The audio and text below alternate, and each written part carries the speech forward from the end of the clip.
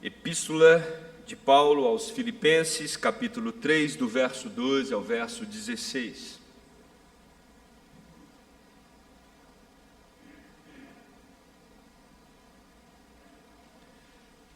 Diz assim a palavra do nosso Deus, Filipenses, capítulo 3, do verso 12 ao verso 16.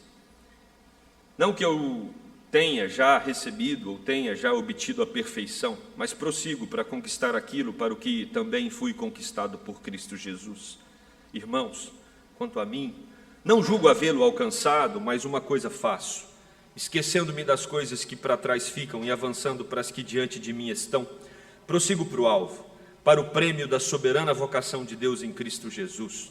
Todos, pois, que somos perfeitos, tenhamos este sentimento. E se porventura pensais de outro modo, também isto Deus vos esclarecerá. Todavia, andemos de acordo com o que já alcançamos. Nosso tema durante esses domingos é Deus conosco no deserto, e tem um vídeo que nós preparamos para esse tema. Eu queria pedir ao tio Carlos que colocasse, por favor, o vídeo do nosso tema.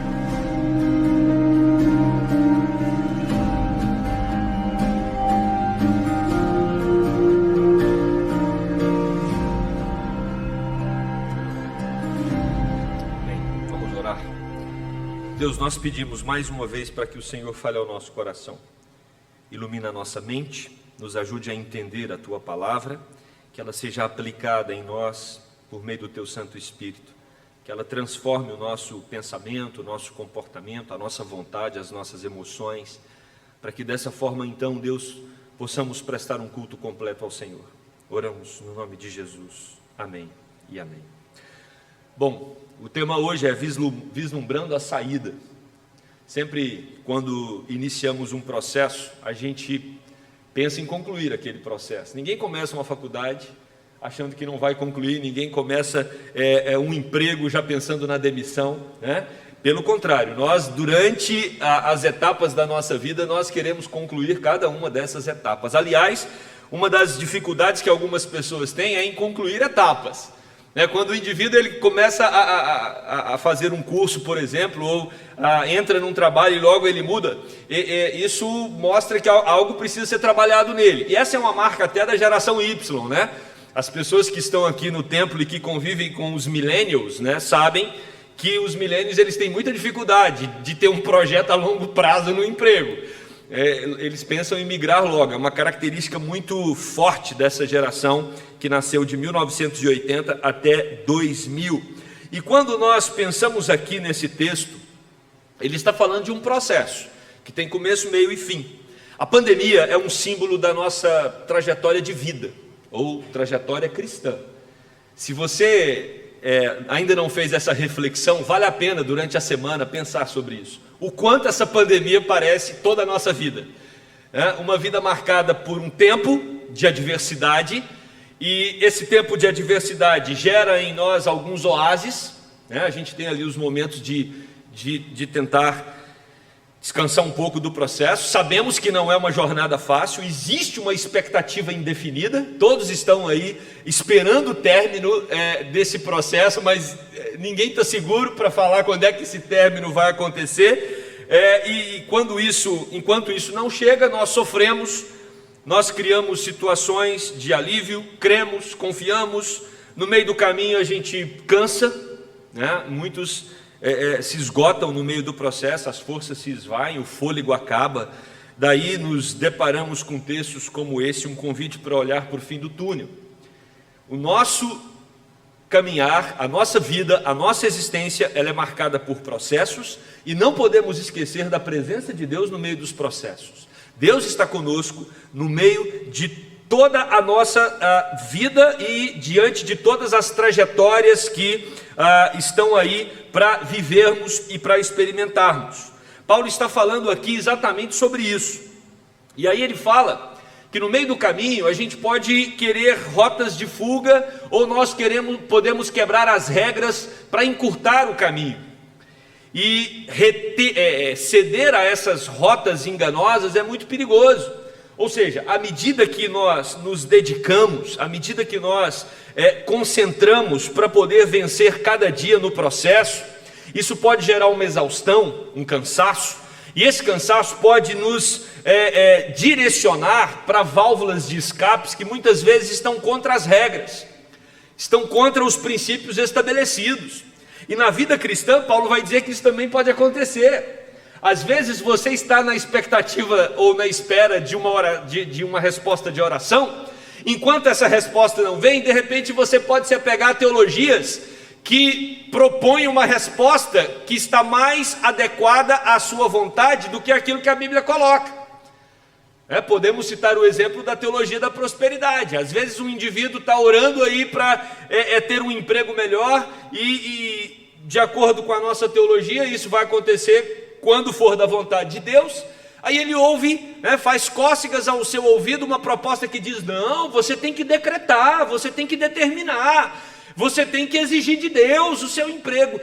E dependendo da tensão que o indivíduo está vivendo, dependendo o quanto aquilo o quanto aquele momento é um momento difícil para ele, e dependendo também o quanto ele está afincado na palavra, ele pode ceder a essas teologias, ele pode ceder a esses movimentos que acontecem ao nosso redor e que pregam um outro evangelho que não é o evangelho de Cristo. É exatamente isso aqui que Paulo está enfrentando, aqui na igreja de Filipos. Surgiram os judaizantes, que afirmavam que você precisava cumprir alguns elementos da lei para ir para o céu. O problema sempre é esse. O problema não é que você não pode obedecer à lei. Não, nós devemos obedecer à lei. O problema é quando você coloca a obediência à lei como um pré-requisito para a salvação. Então só vai para o céu quem, além de crer em Cristo, fizer isso e aquilo. E aí Paulo diz: não, isso está equivocado, vocês tomaram uma rota errada. E o pior é que os judaizantes que estavam ali pregando em Corinto como líderes, como mestres, eles falavam também na possibilidade de se adquirir uma perfeição aqui na terra. E Paulo então precisa combater esse movimento que está surgindo naquela igreja, e não só nela, mas também em outras igrejas, como ele escreve aos Gálatas, o mesmo problema, as pessoas querendo criar subterfúgios diante de um processo. Até porque viver como cristão naquela época não era nada fácil, Você tinha perseguição, a perseguição vinha tanto do Império Romano quanto dos judeus. Era um momento muito complicado, muito difícil. E alguns então começavam a criar meios e rotas para aliviar um pouco o fardo e a tensão do processo. E Paulo os convida a voltar para o caminho. E Paulo diz então aqui na carta que o caminho é Cristo. Nós não temos outro caminho. É Ele que sabe a direção que devemos tomar. Jesus é o caminho. Jesus é quem nos dá o norte, a direção, e é quem nos ajuda no processo. Na vida cristã é necessário avançar, é necessário amadurecer, é necessário crescer. Esse é o centro. A vida cristã exige de nós amadurecimento. E Paulo vai tratar sobre isso aqui aos filipenses, e especialmente nesse texto que nós acabamos de ler. A pandemia também. A pandemia é um convite para reavaliarmos várias áreas da nossa vida, e essa reavaliação não pode ser apenas teórica, mas ela precisa gerar em nós uma transformação. Não a pandemia em si, mas o que a pandemia causa. Ela revela para nós inúmeras coisas. Revela a nossa impotência, revela a nossa falta de controle, revela que nós não temos segurança nesse mundo. Ninguém pode nos oferecer algo seguro agora, aqui nesse mundo, a não ser o próprio Deus. Então nós podemos e devemos, nesse processo de pandemia, refletir a respeito das nossas crenças e dos nossos valores e nos organizarmos para uma vida mais próxima de Deus. Então, se você perguntar qual o objetivo de Deus com esse processo que estamos vivendo no momento, um deles, não tenha dúvida, é nos dar a oportunidade de crescermos, de amadurecermos e de prosseguirmos na nossa caminhada cristã com mais solidez, com mais convicção, porque quanto mais instável esse mundo é para nós, mais nós queremos a estabilidade de Deus. Quanto mais inseguros estamos aqui, mais nós cremos que Deus é a nossa única segurança. Quanto mais incertos nós nos deparamos com a realidade, mais queremos a realidade de Deus, que é certa, precisa. Então, estamos no momento especial da história. A nossa geração está no momento especial. Momento de chacoalharmos os nossos conteúdos, momentos de reavaliarmos a nossa caminhada e a nossa jornada e redirecionarmos para aquilo que realmente tem valor. E para isso eu quero oferecer ou propor 6 elementos importantes para esse processo. O primeiro deles, entenda que a sua vida precisa ter uma meta definida. Nós precisamos de metas, né? Mas aqui é no singular mesmo. Nós precisamos de uma meta definida. Agora, para definirmos uma meta, nós precisamos avaliar quais são nossas crenças e valores. Então, diante desse processo que estamos atravessando, a gente precisa ter um tempo de reflexão e perguntar: qual é o meu propósito de vida? Qual é a minha meta? O que eu estou fazendo nesse mundo? O que realmente vale a pena eu depositar os meus dias, as minhas semanas, os meus meses, a minha existência? Estamos diante de um fato que revela para nós quão frágeis nós somos. E como eu posso checar os meus valores e as minhas crenças e ver se esses conteúdos estão conectados naquilo que realmente vale a pena? Porque é assim que um atleta faz. Quando você observa um atleta de alta performance, você vai ver que ele tem uma meta muito bem definida, e ele precisa encaixar todos os elementos da sua vida para cumprir aquela meta.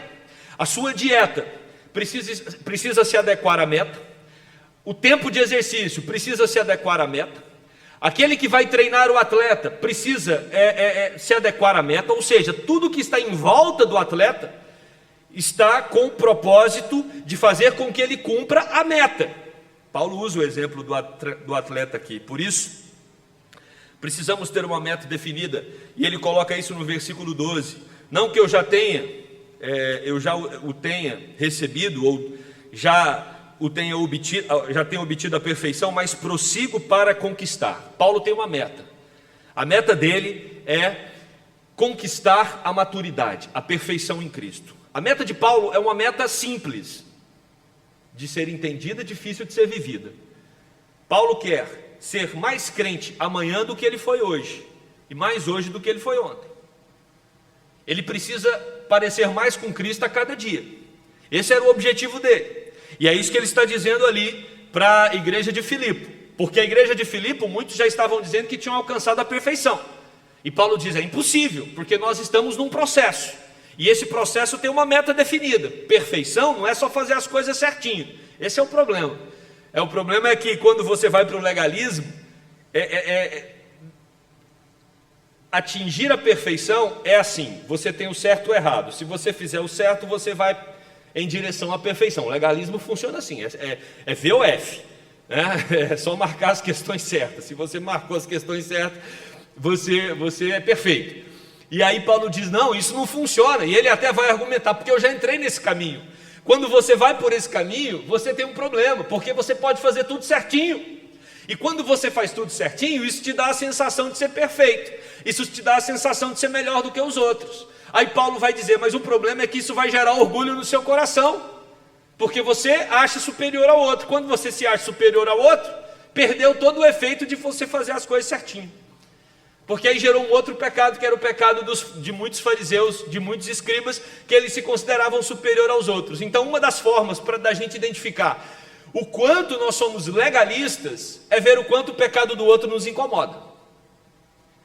E vivemos um tempo hostil, um tempo de raiva, de ódio, em muitas situações, onde as pessoas estão bélicas, beligerantes.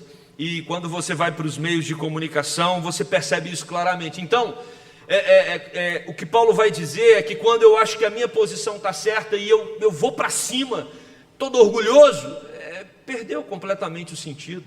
A santificação não passa por esse caminho, porque a santificação, ela não vem de nós, ela vem do Espírito, ela é fruto do Espírito. E Paulo quer ensinar aquela igreja que a meta que nós temos, não é fazer tudo certinho para se achar melhor. A meta que nós temos é nos humilharmos, para que o Espírito Santo de Deus nos transforme cada dia mais semelhantes a Jesus Cristo. E esse processo é doloroso, porque esse processo exige um quebrantamento completo do nosso coração, não fica nada. Esse processo exige uma humilhação plena. É a mesma humilhação que passa um atleta, que às vezes ele estuda e ele calcula ali como fazer para ser um atleta o mais perfeito, né? de excelência, e chega um treinador e diz: não, todo esse método seu está ultrapassado, esquece tudo isso. Eu tenho um método aqui muito mais avançado. E ele tem que se humilhar e abandonar tudo aquilo, todo aquele pacote que ele acreditou até aquele momento, e acolher daquele treinador. Assim somos nós. Precisamos abandonar o nosso coração, entender que tudo que ele produz vem contaminado. E aí a gente busca em Deus. E aí quando a gente busca em Deus, quando é Deus quem produz em nós a transformação, nós entendemos que essa transformação não vem de nós.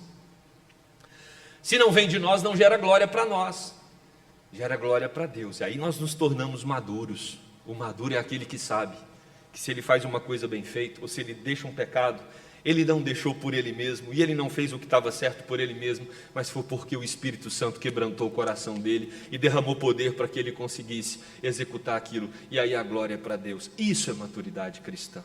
É disso que Paulo está falando.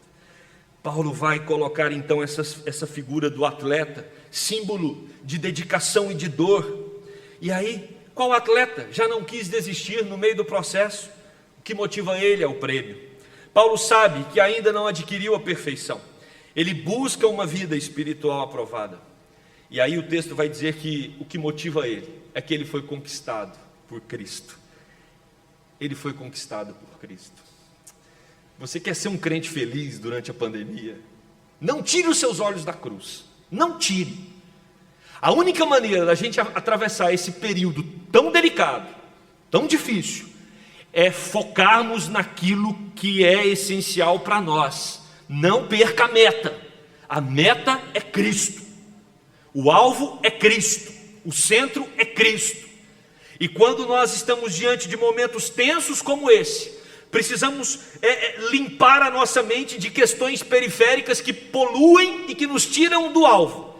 E precisamos focar no Jesus ensanguentado, no Jesus que morreu numa cruz para dizer hoje: eu estou com você no processo, eu não vou te desamparar, porque eu morri por você há 2000 anos atrás. Isso é prova de que se eu fui capaz de fazer aquilo naquele momento, hoje você não está sozinho, e você vai atravessar esse deserto, e você vai vencer essa prova, e você vai conseguir chegar do outro lado. Então nós precisamos ter uma meta definida. Qual é a nossa meta?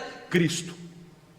Nossa meta de santidade, nossa meta de adoração, nossa meta de busca, né? Nós buscamos a Cristo, viver conforme aquilo que Ele estabelece. Então, Cristo é o centro, Ele é a meta. Nós precisamos mergulhar cada vez mais no relacionamento com Ele. Ok. Nesse processo, além de meta, nós precisamos ter o senso da realidade. Senso da realidade. Você está com o seu coração conectado a quê? Agora, a gente pode checar isso com mais eficiência. A gente pode tentar entender quais são as questões que realmente norteiam a nossa vida. Por isso que Paulo diz no verso 13, parte A: irmãos, quanto a mim, não julgo havê-lo alcançado.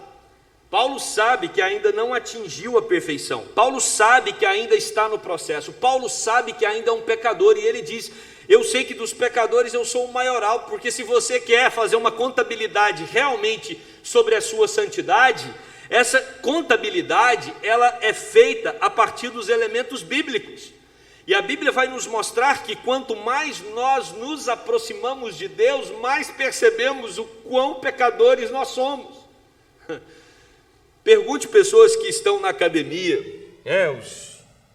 os envolvidos com pesquisas, os envolvidos aí nos estudos, que uma das maiores frustrações nos estudos é que quanto mais o indivíduo estuda, mais ele sabe de menos, e mais ele descobre que não sabe. Eu me lembro de um professor, eu já disse isso uma vez, um professor lá de teologia, no Andrew Jump, ele falava assim, doutorado é você saber de uma coisa mais do que qualquer outra pessoa no mundo. Ninguém sabe mais do que você naquilo, mas nem sua esposa quer saber do que se trata. Ou seja, tá bom que você sabe daquilo, mas e daí? E aí você descobre que você sabe muito daquilo, mas tem um monte de coisa que você não sabe.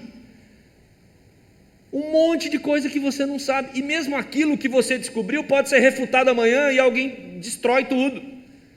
E mostra que você investiu toda uma vida em alguma coisa que não tinha consistência com o tempo.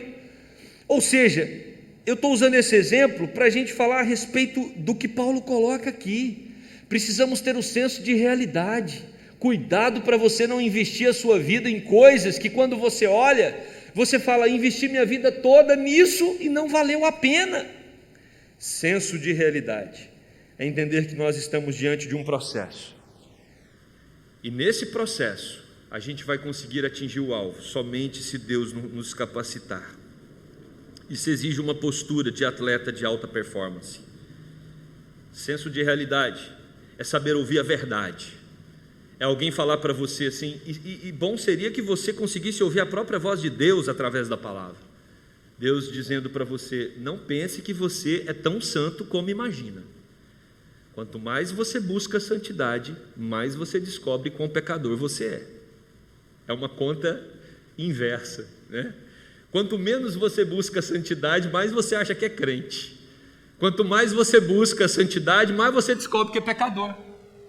Então, o crente, o maduro na fé, ele tem uma noção melhor sobre os desvios do seu coração, porque ele, com o Espírito Santo, o Espírito o ajuda a vasculhar a sua alma, e ele descobre distorções dentro dele, que o próprio Espírito revela, que uma pessoa que é infantil na fé não consegue identificar. Por isso que o orgulhoso, ele é um infantil na fé.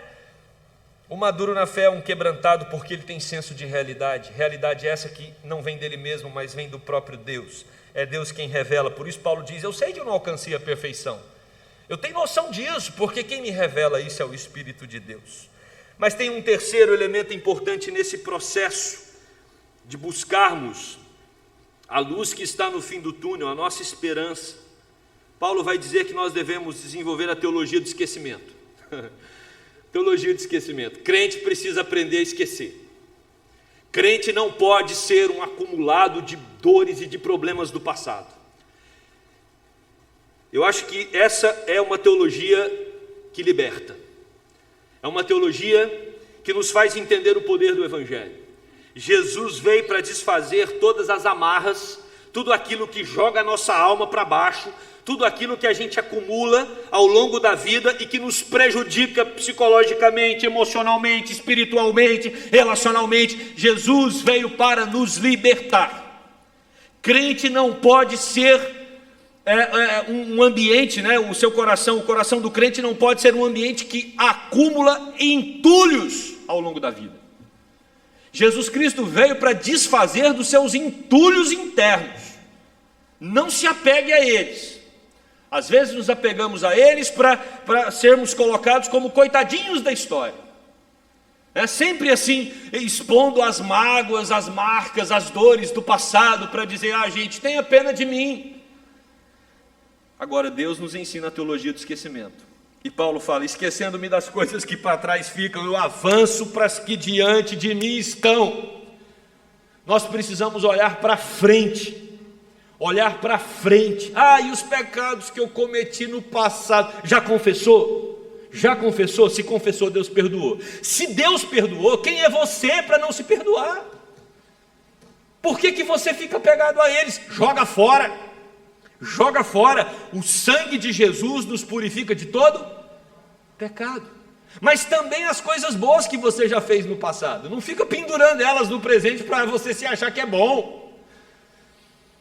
Precisamos viver o agora e precisamos olhar para a saída, vislumbrar a saída, não ficar preso no retrovisor e não ficar preso no passado. Estávamos conversando durante o mês de agosto, nós chamamos alguns missionários para conversar com os jovens da igreja nas reuniões de sábado, e a gente estava conversando com o reverendo Carlos Delpino. Foi muito legal, uma explicação que ele deu sobre o europeu. Quem é o europeu? Especialmente o espanhol, é onde ele está fazendo o trabalho. Ele disse que nós, quando vamos aprender a dirigir, a gente tem o para-brisa do carro, né, que é olhar para frente, então a ênfase é para frente, né? E você tem um retrovisor que é pequenininho, para de vez em quando você olhar para trás e ver se está tudo bem, para você não correr nenhum risco. Ele disse que o europeu ou o espanhol é o contrário. O retrovisor é o para-brisa. E olhar para frente olhar para frente é o retrovisor, ok? O europeu, ele vive do seu passado. Então, para-brisa é o seu passado, é o retrovisor. E o retrovisor é o para-brisa, ou seja, ele vê um pouquinho para frente, mas o foco dele está no passado. E ele estava falando isso para dizer o quão difícil é você entrar numa cultura que está tão presa ao passado. As suas amizades são aquelas que foram feitas lá atrás. Não vai ter amizade nova, não existe expectativa de novos amigos para o futuro. Os seus amigos são aqueles da infância e vão ser até quando você morrer. Olha que interessante. Ele estava falando, só abrindo um parênteses, né? Quando converte uma pessoa, né? Ali ele falou que converteu uma pessoa ali na igreja dele e tal. E essa pessoa ia para a cidade, uma cidade do interior, onde ele cresceu e a família ainda vive. E aí ele não fala nessa cidade que ele é evangélico, né? E o Delpino perguntou: mas por que você não fala lá que você agora é evangélico? Ele falou: não, porque a cidade toda é católica, todos os meus amigos são católicos, católicos mesmo. Se eu falar lá que eu sou evangélico, eu não entro mais, porque quando eles aposentam, na Espanha é assim, quando você aposenta, você volta para a sua cidade de origem, e todos os seus amigos vão aposentar na mesma época, e você então volta a ter um relacionamento ali com eles durante a sua aposentadoria. Ele falou: se eu falo que eu sou evangélico, eu não consigo fazer esse movimento de volta quando eu aposentar. Eles vão bloquear, e eu não vou poder voltar para a minha cidade. Olha que coisa impressionante. Muitas vezes nós estamos fazendo como os europeus. O nosso para-brisa é o retrovisor e a gente só está apegado ao passado. Paulo está dizendo: quebra esse para-brisa que faz função de retrovisor. Você precisa olhar para frente. Jesus nos chama a olhar para frente. Nós somos o povo da eternidade, nós somos o povo que vislumbra a saída, nós somos o povo que crê que um dia viveremos eternamente com Deus. Esqueça o Egito, esqueça o legalismo, esqueça Sodoma, como a mulher de Ló que olhou para trás e virou uma estátua de sal. Esqueça do seu passado que muitas vezes te impede de progredir. Um atleta não pode ficar no meio da prova pensando naquilo que ele já ganhou ou perdeu. Isso vai desestabilizar ele. Se ele estiver jogando, né, se ele estiver diante de uma situação que tem um adversário que causou algum trauma lá atrás, e ele não trabalhar esse trauma, isso vai desestabilizá-lo. Nós precisamos, para termos um progresso, uma maturidade cristã, deixarmos aquilo que passou, porque o nosso Deus deixa. Jeremias 31:34 diz: pois perdoarei as suas iniquidades, os seus pecados jamais me lembrarei. Jamais me lembrarei. Esquecendo das coisas que ficaram para trás, avançamos para aquelas que estão diante de nós. E aí vem a quarta consideração: avance para aquilo que está diante de você. Não podemos estagnar, não podemos parar. Cada dia que passa é um dia a menos, graças a Deus, porque no futuro só temos bênçãos nos aguardando, amém? Ah, pastor, o senhor está falando da vacina? Não, estou falando da vida eterna. A vacina também, mas a vacina é só um símbolo daquilo que é muito maior que está nos aguardando. Um lugar onde não vai ter doença, não vai ter vírus e não vai ter nenhum desses males que tanto assolam a terra. Por isso também o autor de Hebreus escreve, capítulo 12, verso 1: portanto também nós, visto que temos a rodear-nos tão grande nuvens de testemunhas, ou seja, gente que já passou por esse caminho e venceu, desembaraçando-nos de todo peso peso legalismo e do pecado que tenazmente nos assedia. Corramos com perseverança a carreira que nos está proposta. Fomos chamados para avançar e estamos avançando, e precisamos avançar com qualidade, e essa qualidade vem do trato de Deus nos nossos corações. Por isso 3 palavras são importantes até aqui: concentração, esquecimento e progressão. É assim que deve ser o crente diante das adversidades. Foque. É a 5ª consideração. Foque. Versículo 14: prossigo para o alvo, para o prêmio da soberana vocação de Deus em Cristo Jesus. A palavra traduzida para alvo aqui dá a ideia de estar com os olhos fixos. Não podemos nos perder com aquilo que acontece ao nosso redor. Precisamos estar com os olhos fixos no prêmio da soberana vocação. O que Paulo quer dizer aqui? Que os nossos corações precisam desenvolver paixão pelo céu. A gente precisa ardentemente desejar a vida eterna. Quantos de nós estamos entendendo o que isso significa melhor depois da pandemia? Porque nós estamos ardendo em nossos corações na expectativa de uma solução, de uma vacina. E quando Paulo fala sobre isso, sobre prosseguir para o alvo, para o prêmio da vocação, é dizer essa expectativa que às vezes nós temos por uma vacina que vai eliminar uma pandemia. Ela deveria ser muito menor do que a expectativa que nós temos que ter por um encontro com Jesus.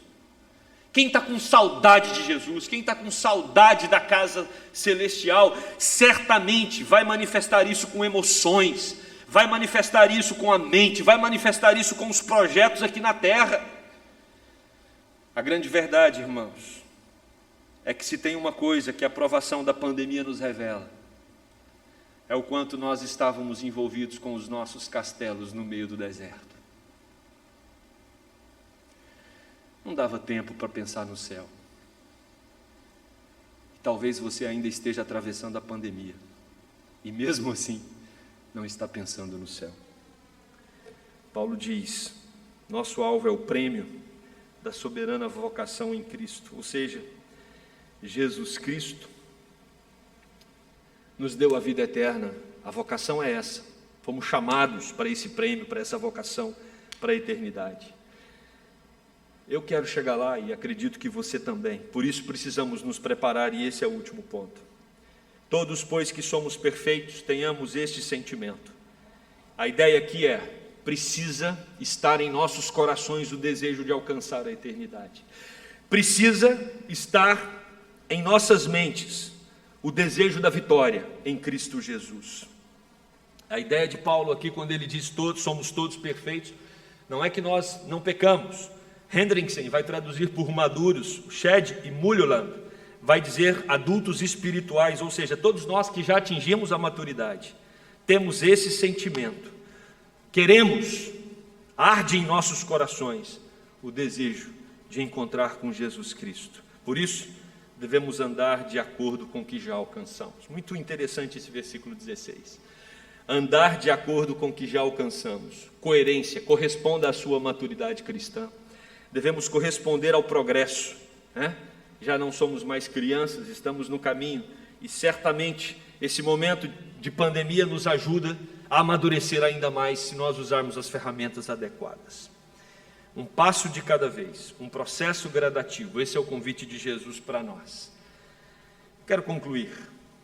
Nossa expectativa tem que ir além da vacina. Nossa libertação não é apenas de um vírus. Nosso alvo é o prêmio da soberana vocação. Que o desejo pela vacina simbolize o desejo pelo céu. Que o vislumbre pelo fim da pandemia simbolize o vislumbre pela volta de Jesus Cristo, nosso Senhor e Salvador. Porque nós somos cidadãos da eternidade. Esse é o prêmio da soberana vocação. E precisamos almejar a volta de Cristo quanto antes, mais do que qualquer solução para essa pandemia. Que os nossos corações estejam direcionados naquilo que realmente é a nossa prioridade, a centralidade de Cristo nas nossas vidas e em nossos corações. Amém? Vamos orar.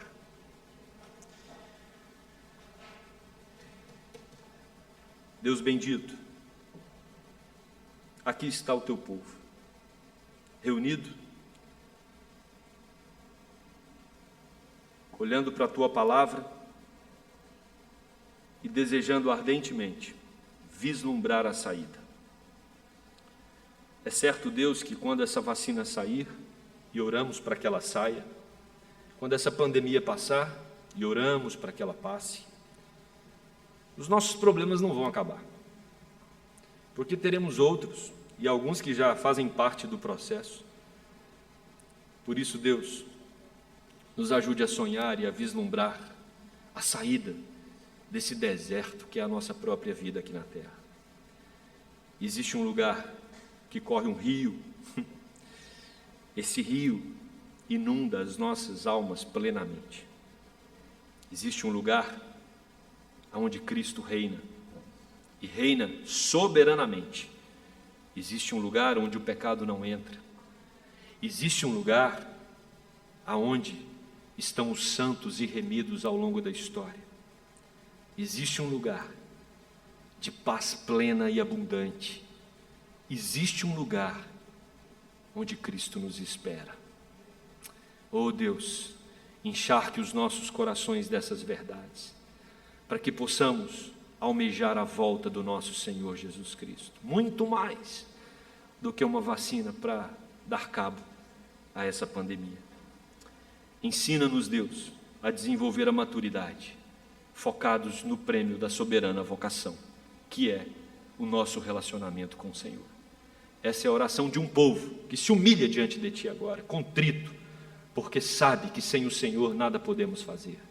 Essa é a oração de um povo que Te ama e que entende o preço que foi pago na cruz do Calvário. Entende porque o próprio Espírito nos revelou. Oramos no nome poderoso de Jesus Cristo, nosso Senhor e Salvador. Amém.